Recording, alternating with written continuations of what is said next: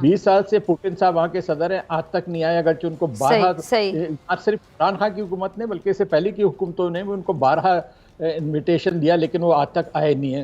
मुलाकातें भी हमारे वज़ीर आज़म से करते हैं तो side line of A summit में कहीं पे होती है, यानी कि उसमें वो बायलैटरलिज्म जो है उसको वो थोड़ा सा प्ले डाउन करते हैं। तो ये हालत में मुझे नज़र नहीं आता कि रूस संजीदा है कि पाकिस्तान के साथ ताल्लुकात में कोई खातिर ख्वाह कोई इजाफा हो।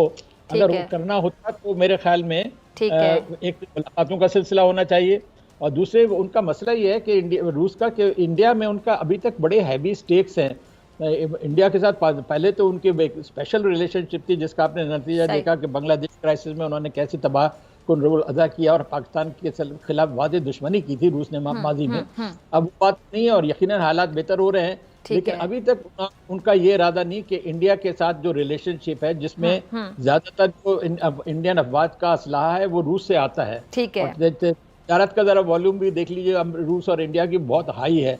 Look at the number of visits exchange between the two countries. इन हालात में मैं नहीं समझता कि वो स्टेज आ गया है कि पाकिस्तान, चीन और रूस में कोई स्ट्रेटेजिक अंडरस्टैंडिंग हो जाए। ये एक खुशफहमी है, हो सकता है वक्त के साथ ऐसा हो जाए, फौरी तौर पे मुझे इम्कान नजर नहीं आता। नमस्कार दोस्तों, इंडिया पॉइंट में आपका स्वागत है। आज की इस वीडियो में पाकिस्तान मीडिया बात कर रहा है भारत और पाकिस्तान के रिश्तों के बारे में। जैसा कि हम जानते हैं कि जब से भारत ने अपने कश्मीर से 370 की कलम हटाई है तब से भारत और पाकिस्तान के बीच में अब औपचारिक बातचीतें भी नहीं होती। और इससे पहले की भी अगर हम बात करें तो पाकिस्तान के कई सारे पीएम, पाकिस्तान के कई सारे डेलीगेट्स ने भारत के साथ बातचीत करने की काफ़ी कोशिशें की है, पर भारत ने कभी भाव नहीं दिया। और इसकी वजह यह है कि भारत पाकिस्तान पर भरोसा करने की भूल कई बार कर चुका है। और जब भारत ने पाकिस्तान पर भरोसा किया है तो पाकिस्तान ने पीठ पीछे वार किया है। आज के इस वीडियो में पाकिस्तान मीडिया भी यही चर्चा कर रहा है कि कैसे भारत पाकिस्तान की कोई भी अपील पे भाव नहीं देता। इतना ही नहीं, पाकिस्तान मीडिया को भी अब ये भरोसा हो चुका है कि पाकिस्तान चाहे कितना भी चिल्ला ले, भारत कश्मीर मसले पर पाकिस्तान की एक नहीं सुनने वाला। इस विषय पर पाकिस्तान मीडिया और क्या चर्चा कर रहा है वो देखने के लिए शुरू करते हैं इस वीडियो का अगला भाग। जना साहब, आप इस सिचुएशन को कैसे देख रहे हैं? ये जो ऐसे हालात में पाक भारत जो अमन मुज़ाकरात हैं वो आपको मुमकिन होते आपको नजर आते हैं? फिर खत का क्या बैकग्राउंड आपको समझ आते हैं? एक जानिब खत लिखा जाए, दूसरी जानिब इस तरह के वाकयात पेश आए। बिस्मिल्लाहिर्रहमानिर्रहीम। देखिए, जैसे शाहिद अमीन साहब कह रहे थे, ये खत लिखना एक ऐसे जो सफारती आदाब होते हैं मुख्तलिफ ममालिक के दरमियान, उससे बढ़ के वो चीज नहीं थी। ठीक है, क्योंकि आप उसमें ये चीज नोट करें कि खास तौर पे उसमें ये इन्होंने कहा कि बातचीत का माहौल जो है वो तब ठीक होगा जब कि दहशतगर्दी नहीं होगी और आपस में जो वायलेंस है वो भी नहीं होगी। लेकिन आप देखिए कि उससे 2-3 माह पहले पाकिस्तान ने जो डोजियर दिया जिसमें कि बिल्कुल ऐसे शवाहिद थे जो इनकारी कोई नहीं कर सकता, और वो भारत की तरफ से सारा कुछ किया धरा, यहाँ पे जितनी भी है उसका जिक्र कहीं नहीं। तो उससे तो एक चीज ये नजर आ गई कि भारत में मोदी साहब ने जो लाइन पहले दिन से इख्तियार की वो उसी पे कायम है। वो अपनी अप्रोच को बदलने को तैयार। ठीक है। दूसरी तरफ ये है कि हमारी प्रायोरिटी बात हो पीछे बैक चैनल पे या नहीं, लेकिन सबसे पहला जो काम है वो ये है कि कश्मीरियों के ऊपर ये बर्बरियत, ये जुल्म रुकना चाहिए। वो रुकता हुआ नजर नहीं आ रहा जी। आप दूसरी तरफ वो शहरियत इशू कर रहे हैं, लोगों को वहां की शहरियत दे रहे हैं कश्मीर की। नतीजा ये कि यूनिवर्सिटियों में बाहर से आके लोग दाखिले ले रहे हैं अपनी शहरियत की बुनियाद पे, वहां के बच्चों को दाखिले नहीं मिल रहे, वहां के बच्चों को जॉब नहीं मिल रहे क्योंकि बाहर से लोग आ रहे हैं। और फिर इसी तरह आप देखिए कि 6,500-7 हजार के करीब हुर्रियत के लोग जेलों में डाले हुए, उनको पता ही नहीं किन किन जेलों में है, कहाँ पे। तो जब आपने हालात कश्मीर में ये रखे हुए तो कौन सी बात और कौन से मुज़ाकरात? असल चीज ये है कि फॉरेन ऑफिस ने भी जब आप स्टेटमेंट दी तो उन्होंने कहा जी बातचीत के लिए तो तैयार हैं, लेकिन भारत को पहले हालात जो है वो साजगार करने होंगे। और साजगार हालात यही है कि जो नाजायज कैदी रखे हुए अंदर बंद किए हुए हुर्रियत के लोग उनको बाहर निकालें, वहां पे ये मारधाड़ खत्म करें, लोगों की जिंदगी जो अंदर घरों तक महदूद है वो बाहर निकलने दें उनको, ताकि इलाज मालजे और स्कूल वाले लोग चला सकें। तो ये इस पे मेरा ख्याल है हुकूमत को ज्यादा एम्फेसाइज भी करना चाहिए। वो हमने ये कहा कि हालात साजगार पैदा करें, लेकिन ये खुल के बातें होनी चाहिए, दुनिया को बताना चाहिए कि भारत जिस जगह पे चल रहा है, जिस रास्ते पे चल रहा है, ये इसका नतीजा अच्छा नहीं होगा। कश्मीरियों में नफरतें भी बढ़ेंगी, बिल्कुल, और वैसे भी बातचीत के लिए हमें कतन कबूल नहीं है ये सूरत-ए-हाल। ठीक है जी। शाहिद साहब, आपकी तरफ आना चाहूंगी। जनरल साहब ने बड़ी अच्छी बात की कि इस तरह तो हमें बिल्कुल कबूल नहीं है बातचीत के लिए जो आपकी इनकी ऑफर है, जिस तरह ये चाह रहे हैं।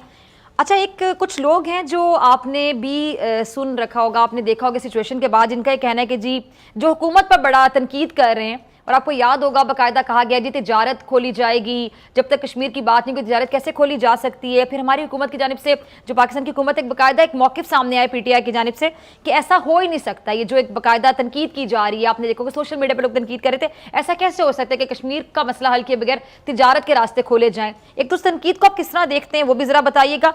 इस हवाले से बैनुल-अक़वामी सतह पर इंटरनेशनली पाकिस्तान भारत को क्या टफ टाइम दे सकता है और किस हद तक दे सकता है? जो लोग मुखालफत कर रहे हैं हुकूमत की, उनके अपने सियासी मकासद हैं, वो सिलसिला तो चलता ही रहता है। ठीक है, ये मैं ज़रूर कहूँगा कि कुछ ना कुछ कन्फ्यूजन था हुकूमत में कि पहले कहा कि हम तिजारत कर रहे हैं, उसके अगले दिन कहा कि कर रहे हैं। ठीक है, ये चीज़ें जो हैं अंदरूनी बातचीत के ज़रिए से पहले से जब तय हो जाएं, फिर कोई पब्लिक पोजीशन लेनी चाहिए, वरना वही वाली बात है यू टर्न वगैरह वगैरह। तो मेरा ख्याल था इसकी हैंडलिंग सही तौर पे नहीं की गई थी।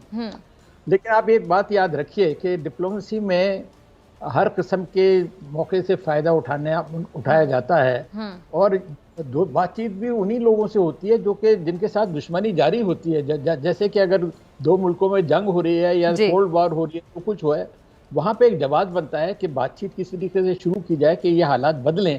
अगर आप ये पोजीशन लें कि मेरी इसके साथ दुश्मनी है, मैं तो हरगिज़ इससे बात नहीं करूंगा, तो फिर 40 साल गुजर जाएंगे, 70 साल गुजर जाएंगे, मामला वहीं मुंजमद रहेगा। बिल्कुल। तो ये कोई अच्छी डिप्लोमेसी नहीं है। डिप्लोमेसी में दरवाजे खुले रहते हैं, ठीक है, आप पब्लिकली ना बात करें, थ्रू इंटरमीडियरीज बात करें। तो ये जो बातचीत है वो दुश्मनों के साथ ही होती है, दोस्तों के साथ तो आप खुले बंदो हाथ मिला के गपशप लगाते हैं ना जी। ठीक है। तो इसमें किसी को हैरत नहीं होनी चाहिए, ना इसमें कोई तजाद है कि जी एक तरफ हालात बड़े कशीदा हैं फिर बातचीत भी हो रही है। बातचीत जो है उसका मकसद ही ये होता है कि कशीदगी को किस तरीके से खत्म किया जाए। बाज़ औक़ात कामयाबी होती है, बाज़ औक़ात कामयाबी नहीं होती। शाहिद अमीन साहब, आपकी बात से मैं कंक्लूड करूंगी, यानी आप ये कहना चाह रहे हैं कि दुश्मन है भारत, चाहे हमारा रिवायती हरीफ है, चाहे कश्मीर पे काबिज है, वहाँ पे जुल्म किया जा रहा है, तो उनसे बात करना ये हमारा एक अच्छा इक़दाम हो सकता है, यानी हमें करनी चाहिए बात। ये हमें इसलिए करनी चाहिए कि हम चाहते हैं कि वो मजालिम रुकें, और बातचीत एक चैनल है। बात देखिए, मैं रूस में सफीर था जबकि अफगान जिहाद हो रहा था, बड़े सख्त बुरे ताल्लुकात थे, लेकिन हमारी बातचीत रूस के साथ मुस्तकिल जारी थी और आखिरकार उसके अच्छे नताइज निकले। तो ये बातचीत तो है, इससे लोग खाइफ तो हो जाते हैं। मैं हैरान, उसका ये मतलब नहीं कि आपने दुश्मन का मौक़िफ़ लिया, आप अपने मौक़िफ़ पे कायम हैं, लेकिन बातचीत फिर भी करें। सही। अच्छा, आपने रूस की बात की, रूस के हवाले से भी बात करेंगे आगे जाके कि पाकिस्तान के साथ रूस के जो ताल्लुकात हैं। और जना साहब, आपका मैं कमेंट चाहूंगी, आपने शायद अमीन साहब को सुना, वो कह रहे हैं जी बातचीत करनी चाहिए, दुश्मन से भी बातचीत करनी चाहिए, लेकिन बातचीत करने के लिए वन साइडेड बातचीत तो नहीं होगी जना साहब, क्योंकि कश्मीर के मसले को हल किए बगैर आपको लगता है कि पाकिस्तान और भारत आगे जा सकते हैं? दोस्ती हो सकती है, इवन तिजारत या मुफाद के लिए भी बात की जा सकती है, क्योंकि कश्मीरियों की बहुत ज्यादा दिल आजारी होगी, कश्मीरी हमसे उम्मीद रखते हैं, अभी भी वहां को शहीद होता है, पाकिस्तानी परचम में उसको लपेट कर दफनाया जाता है। तो कश्मीर का मसला हल किए बगैर वहां पे गोलियां चलती रहें, पैलेट गन से छर्रे बरसाते रहे, वहां पे लाशें उठती रहें, और हम बैठ के बातचीत करें, मतलब आपको लगता है कि ये पॉसिबल हो सकता है? देखिए, जो शाह साहब बात कर रहे हैं वो बिल्कुल वैसे तो दुरुस्त है कि बातचीत होनी चाहिए और दुश्मनी होनी चाहिए। ठीक है। लेकिन इसमें जो समझने की बात ये है कि हम तो बातचीत की उम्रों से बात कर रहे थे, लेकिन भारत ने कभी उधर तवज्जो ही नहीं की। जी, हम तो टेबल टॉक की शुरू से बात कर रहे हैं। बिल्कुल। अब आखिर ऐसा क्या हो गया कि भारत बातचीत के लिए भी कुछ आमादा नजर आता है, कुछ ऐसे जेस्चर हमें मिल रहे हैं जो पॉजिटिविटी दे रहे हैं। तो इसमें सूझबूझ करके हमें भी इस सिचुएशन से कुछ फायदा उठाना है। ठीक है। अगर बातचीत आज भारत की जरूरत बन गई है क्योंकि उसको चाइना की तरफ से प्रेशर है, या आज उसके लिए हालात कुछ ऐसे हैं कि वो चाहता है कि टू फ्रंट वॉर से या टू फ्रंट सिचुएशन से वो बचे, ठीक है, तो फिर आपको भी आंखें बंद करके उस तरफ नहीं जाना चाहिए, आपको भी पहले कुछ ना कुछ कंसेशन देनी चाहिए। ठीक है। वो सिचुएशन बदल चुकी जब पाकिस्तान एक तरफा भारत को कहा करता था कि जनाब हमसे बात करें, लेकिन अब सिचुएशन वो है जहां भारत के अंदर से आवाजें उठी कि जनाब एक तरफ आप चाइना के साथ महाज खोल के बैठे हैं, दूसरी तरफ पाकिस्तान, तो पाकिस्तान के लिए तो आपका मामला आसान था कि आप वहां पे बातचीत करके एक डिफ्यूज कर सकते थे सिचुएशन। अब अगर वो अपनी जरूरत के तहत डिफ्यूज कर रहे हैं तो डिफ्यूज होने से पहले आपको कुछ ना कुछ उनसे वो लेना चाहिए, तो बेचारे कश्मीरियों को कुछ रिलीफ मिल जाए कश्मीरी। सही। और तो वो आजादी के लिए बातचीत होगी कि जी आपने इस्तिस्वाब राय करवाना है, नहीं कराना, कैसे होगा, क्या होगा, लेकिन ये तो कम से कम हो सकता है कि आपकी अगर आज भारत की जरूरत है कि इधर थोड़ा पाकिस्तान की तरफ जो सिचुएशन नरम की जाए, तो फिर कश्मीरियों के ऊपर हाथ हल्का रखा जाए। तो ये मैं समझता हूँ कि बातचीत में भी आपको अपनी पोजीशन लेनी पड़ती है, जहां आप अपनी दूसरे की वीकनेस को एक्सप्लॉइट करते हैं और अपनी स्ट्रेंथ को एम्प्लॉय करके दूसरे से कंसेशन लेते हैं। ठीक है। अच्छा शाहिद साहब, आपकी तरफ आने के हवाले से आप बहुत अच्छा गाइड कर सकते हैं। रूस के साथ जो बढ़ते हुए ताल्लुकात हैं पाकिस्तान के, पाकिस्तान और अमेरिका के दरमियान ताल्लुकात पर असरअंदाज हो सकते हैं?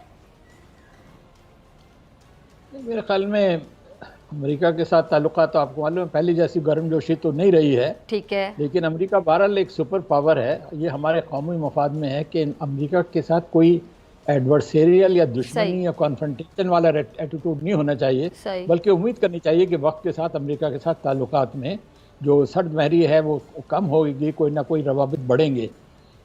लेकिन जहाँ तक ये रूस वाली बात है तो यकीनन ये पाकिस्तान के कौमी मफाद में है कि रूस के साथ ताल्लुकात में कोई खातिर ख्वाह बेहतरी आनी चाहिए।